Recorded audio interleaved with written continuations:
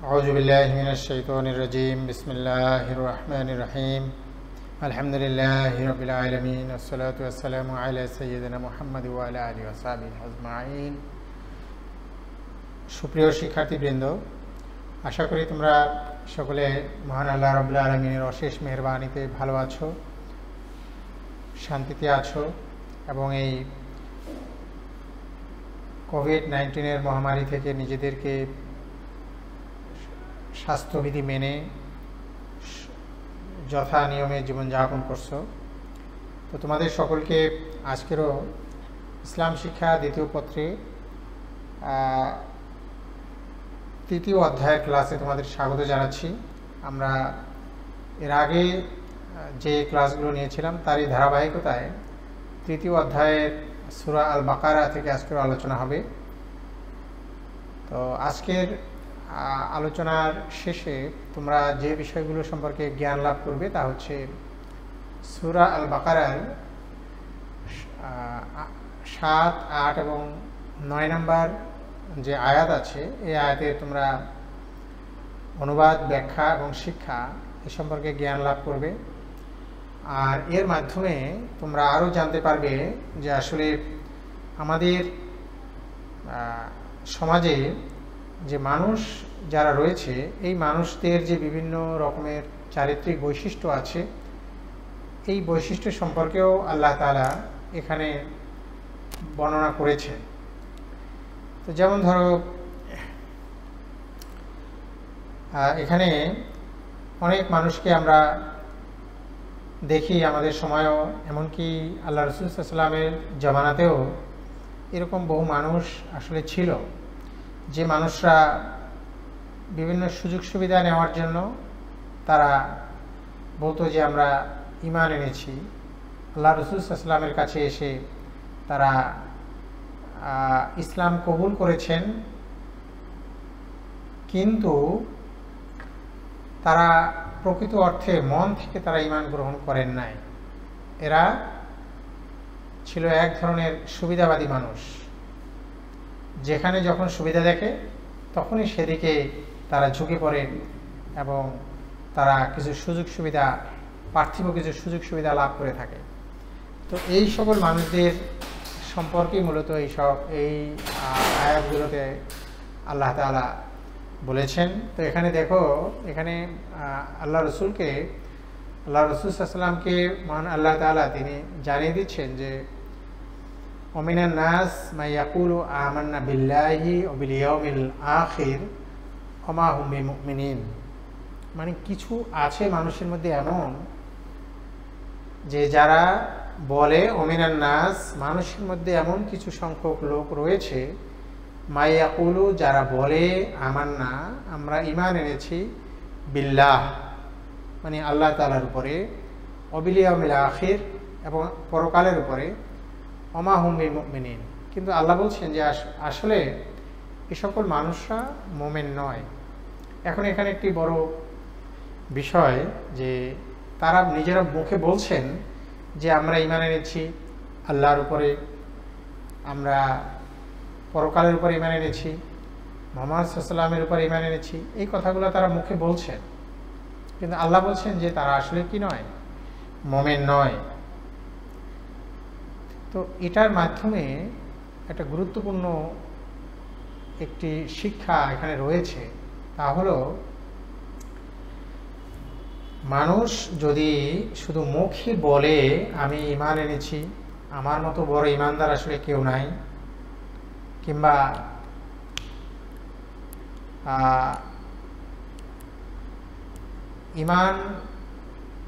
ঈমান আমি এনেছি, যে সকল বিষয়গুলো বলা হয়েছে যে 6টি বা 7টি রকম যে আছে ইসলামের, এর উপরে পরিপূর্ণ ঈমান আনার কথা যে বলা হয়েছে, যদি মুখে বলে যে এগুলো আমি ঈমান এনেছি, আসলে সে মুমিন হবে না। এটা কোরআন বলছে। কি বলছে? কোরআন বলছে যে ওয়া মা হুম বিমুমিনিন, কিন্তু আসলে তারা মুমিন নয়। আর মুমিন কারা আসলে? তাহলে মুমিন কারা? সে মুখে বলছে কিন্তু আল্লাহ বলছে তারা মুমিন না, তাহলে মুমিন কারা? তো মুমিন হওয়ার জন্য আসলে যে জিনিসটা অতীব গুরুত্বপূর্ণ তা হলো এটা মুখে যেমন মুখে যেমন উচ্চারণ করা, বলা, স্বীকার করা, একই সাথে এই ইমাম মুমিনের যে বৈশিষ্ট্য, তার মধ্যে যে আল্লাহ তাআলার বিধান মোতাবেক যে আসলে জীবনকে পরিচালনা করা, তো সেইটা যদি তারা না করে তাহলে তারা কোনোভাবেই তারা মুমিন হবে না। মুখে বললে হবে না, আসলে হচ্ছে কাজ। যেমন হচ্ছে কি, মিথ্যাকে পরিহার করতে পারলাম না, সুদ ঘুষকে বর্জন করতে পারলাম না, সালাত আদায় করলাম না, কিংবা অন্যান্য যে সকল বিষয়গুলো ইসলামে রয়েছে সে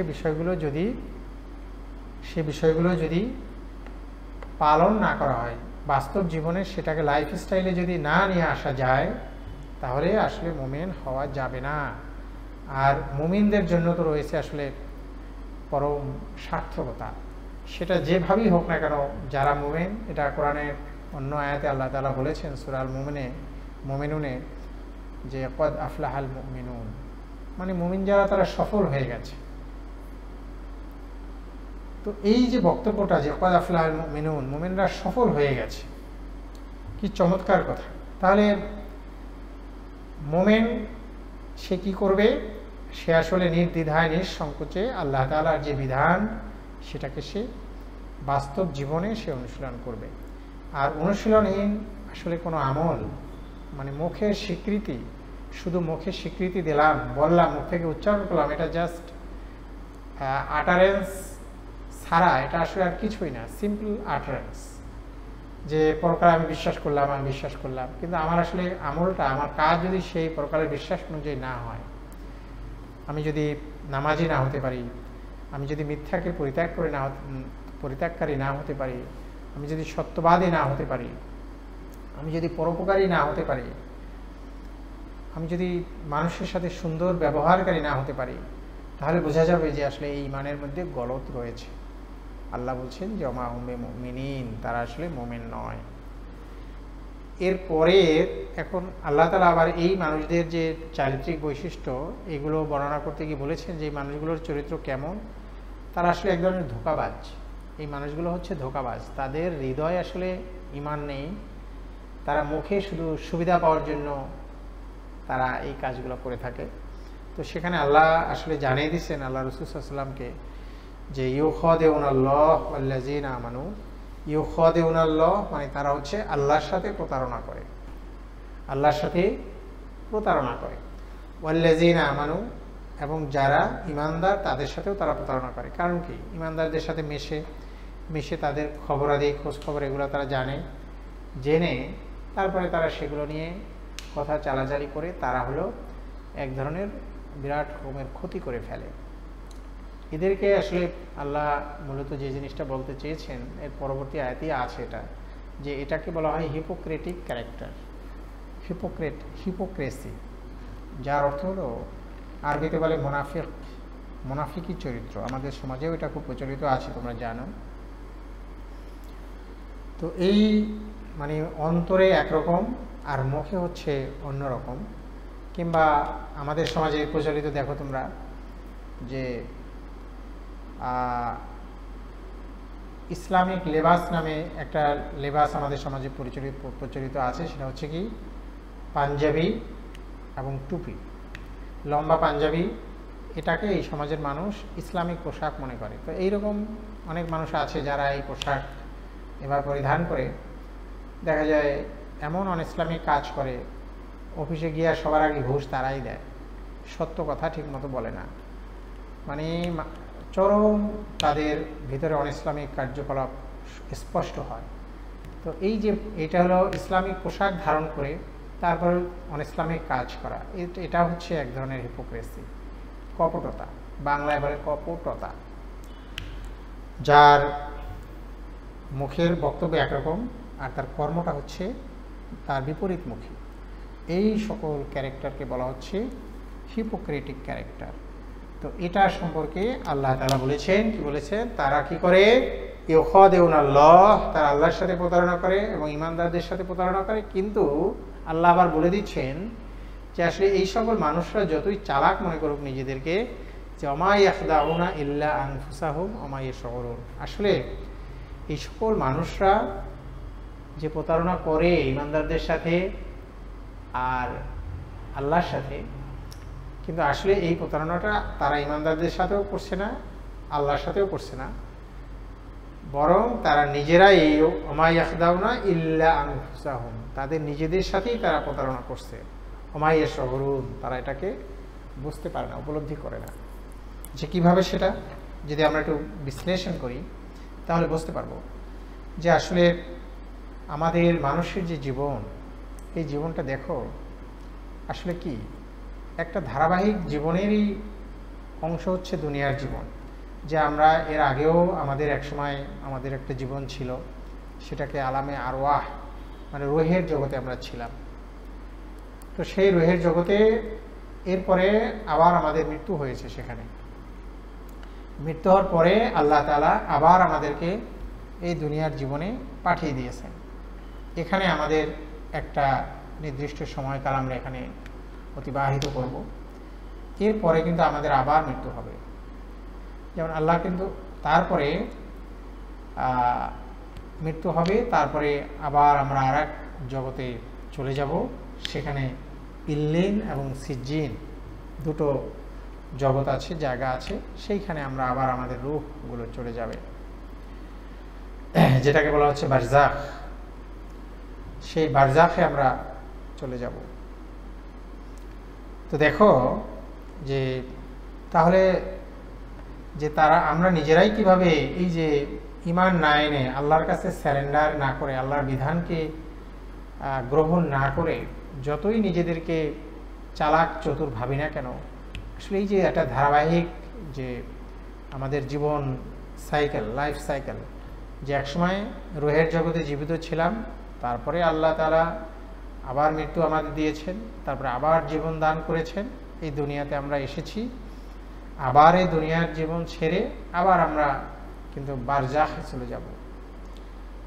তো এখন যারা হচ্ছে এই আল্লাহর বিধানকে যারা জীবন বিধান হিসাবে গ্রহণ করেন নাই, আল্লাহর উপরে বিশ্বাস স্থাপন করে নাই, আল্লাহর ইবাদত বন্দেগী করে নাই, আল্লাহর দেয়া লাইফস্টাইলকে, জীবন ব্যবস্থাকে যারা নিজেদের জীবন ব্যবস্থা হিসাবে গ্রহণ করেন নাই, আসলে তারা হয়তো প্রতারণা করে সাময়িক কোনো সুবিধা নিয়েছে, ইমানদারের ভান সেজে কিছু সুবিধা নিয়েছে, কিংবা আল্লাহর বিধানকে একেবারেই বাইপাস করে তারা মানবরচিত কোনো জীবন ব্যবস্থাকে গ্রহণ করে হয়তো দুনিয়ার জীবনে কিছু চাকচক্য, কিছু সুবিধা ভোগ করেছে, কিংবা কিংবা কিংবা কোনো আনন্দ তারা উপভোগ করেছে সাময়িক। কি সেটা? যেমন জেনা করা হারাম, দেখা গেছে আল্লাহর বিধানে জেনা করা হারাম, তাহলে এই বিধানকে বাদ দাও, বাদ দিয়ে তারা কি করলো, তারা হচ্ছে ব্যাপক জেনা ব্যভিচারে তারা লিপ্ত হয়ে গেল। হয়তো কি সাময়িক একটু সুবিধা হয়তো তারা ভোগ করেছে, কিছু আনন্দ উপভোগ করেছে। আবার সুদ খাওয়া হারাম, কিন্তু দেখা যাচ্ছে যে ঘুষ দেওয়া হারাম, কিন্তু সাময়িক ঘুষ দিয়ে একটা চাকরির ব্যবস্থাই না হয় করেছে, কিন্তু তাতে তার কি হবে আসলে? এই তো 30 বছর চাকরি করবে, তারপরে তো আর চাকরি করতে পারবে না, তারপরে হয়তো কিছু রুটি রুজির ব্যবস্থা হবে, কিন্তু তারপরে একসময় মারা যাবে, তারপরে কি হবে? ঘুষ খাওয়া, ঘুষ দেওয়া দুটোই সমান অপরাধ, আল্লাহর নিয়মকে ভায়োলেশন করে। এখন এই যেভাবেই যে সকল কাজগুলোই হোক না কেন, আল্লাহর নিয়মকে ভায়োলেশন করে যখনই আমরা কোনো কিছু করতে যাই, তখন আসলে নিজেদেরকেই আমরা ভয়াবহ ক্ষতির সম্মুখীন করি। কারণ হচ্ছে এই দুনিয়ার জীবন হচ্ছে খুবই ক্ষণস্থায়ী। এই ক্ষণস্থায়ী জীবন ছেড়ে আমরা যখন আবার বারজাখে চলে যাব, তারপরে কিয়ামত হবে, হাসর হবে, তো তখন আসলে আমাদের কি পরিণতিটা হবে, সেই বিশ্বাসটা যদি আমার সুদৃঢ় থাকে, আসলে কোনো সাময়িক কোনো কল্যাণের কথা চিন্তা করে, কোনো সুবিধার কথা চিন্তা করে আমরা কোনোভাবেই কি করব না, আসলে আমরা আল্লাহর বিধান থেকে বিচ্যুতি হব না, আর আল্লাহর নিয়মকে কোনোভাবে লঙ্ঘন করতে যাব না। তো এই কথাগুলোই মূলত আল্লাহ বলছেন যে এই প্রতারণাটা মূলত আসলে ইমানদারদের সাথে হচ্ছে না, আর আল্লাহর সাথেও হচ্ছে না, এটা মূলত নিজেরাই নিজেদের সাথে প্রতারণা করছি। ইল্লা ওমা ইয়াশউরুন, কিন্তু আমরা হয়তো এটা কি এখন বুঝতেছি না। আল্লাহ তাআলার ঘোষণা। তো দেখো তারপরে যে কথাটা আল্লাহ বলছেন যে এই সকল মানুষদের ফি কুলুবিহিম মারাদুন ফাজাদাহুমুল্লাহু মারাদা ওয়া লাহুম আযাবুন আলীমুম বিমা কানু ইয়াকযিবুন। আল্লাহ বলছেন যে এই সকল মানুষদের অন্তরে রয়েছে ব্যাধি। আর ব্যাধিটা কি আসলে এটা একটু তোমাদের বোঝা দরকার। এই যে মারাদুন শব্দের অর্থ হচ্ছে বিমার, রোগাগ্রস্ত। তো এই মারাদ বলতে এখানে বোঝাচ্ছে সত্যকে অস্বীকার করার কিংবা ঢেকে রাখার মতো রোগ ব্যাধি, এইটাকে বলা হয়েছে। তো এই ব্যাধি যাদের অন্তরে রয়েছে তাদেরকে বলেছেন যে আল্লাহ তাআলা তো মানুষকে জোর করে কোনো কিছুই করাবেন না। তিনি মানুষের এমন একটি মেকানিজম মানুষের মধ্যে ডেভেলপ করে দিয়েছেন, আর সেটা হচ্ছে মানুষের ব্রেন অসম্ভব ক্ষমতাধর। চোখ সব কিছু অবজার্ভ করে, ব্রেন সেটা চিন্তা করে একটা সিদ্ধান্ত দিতে পারে।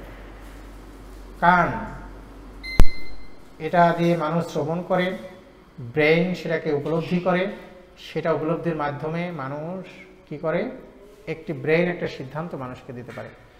এরকম আসলে এক অসাধারণ ক্ষমতা দিয়ে আল্লাহ তাআলা মানুষকে সৃষ্টি করেছেন, যে মানুষ আসলে হেদায়েতের পথ, আল্লাহ তাআলার পথ এবং গুমরাহির পথ এটা সুস্পষ্টভাবে বোঝার মতো যথেষ্ট ক্ষমতা মানুষের আছে। যদি একটু চেষ্টা করে মানুষ, তাহলেই আল্লাহ তাআলার এই মহান সৃষ্টির যে বিশাল রহস্য, মহান আল্লাহ তাআলার যে সুন্দর জীবন ব্যবস্থা, এই সব কিছুই মোটামুটি বুঝে সে একটা মোটামুটি একটা সিদ্ধান্তে সে অবশ্যই আসার মতো তার যথেষ্ট ক্ষমতা আল্লাহ তাআলা তাকে দিয়েছেন, যে কোনটা আসলে হেদায়েতের পথ, কোনটা সঠিক পথ, কোনটা ভালো পথ। তো এবং সর্বোপরি হচ্ছে মানুষকে আল্লাহ তাআলা শিখিয়েছেন, বারবার যে কথাটা আমরা বলি যে আল্লাহ তাআলা দোয়া শিখিয়েছেন যে তুমি যদি পথভ্রষ্ট হওয়ার আশঙ্কা করো, বারবার আল্লাহর কাছে সাহায্য চাও, কি ইহদিনাস সিরাতাল মুস্তাকিম, ইহদিনাস সিরাতাল মুস্তাকিম। প্রত্যেক নামাজে আমরা এই সূরাটা পড়ি। এর মধ্যে কি অসাধারণ বক্তব্য আসলে রয়েছে যে আল্লাহ তুমি আমাকে সরল সঠিক তোমার দেখানো পথ সেটা আমাকে তুমি দেখিয়ে দাও, সেই পথে আমাকে পরিচালিত করো। এই যে এইগুলা মানে নিজের চেষ্টা করা, সর্বশেষ আল্লাহর কাছে হেদায়েত পাওয়ার জন্য আল্লাহ তাআলার কাছে বেশি বেশি প্রার্থনা করা, এটা অত্যন্ত জরুরি। আর যারা এই কাজগুলো করবেন তখন আল্লাহ তাআলা কি করবেন, তাদের জন্য হেদায়েতের পথ খুব সহজ করে দেবেন, ইসলামকে খুব সুন্দর জীবন ব্যবস্থা হিসাবে তাদের জন্য সহজ করে দেবেন।